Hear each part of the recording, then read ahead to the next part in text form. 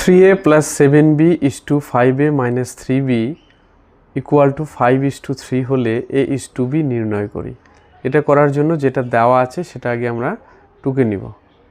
3a plus 7b is to 5a minus 3b equal to 5:3।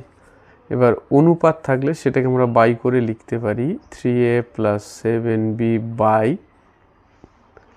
5a minus 3b equal to 5/3।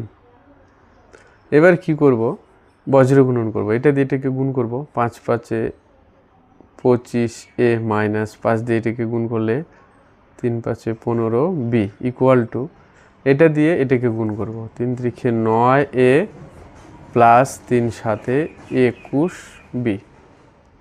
এইবার এগুলোকে বাঁদিকে রাখবো আর বিগুলোকে ডান দিকে। তাহলে কি হবে, 25a এই এটাকে এদিকে নিয়ে আসলে মাইনাস 9a আর এইদিকে ডান দিকে আছে 21b, এটাকে এদিকে নিয়ে গেলে প্লাস 15b।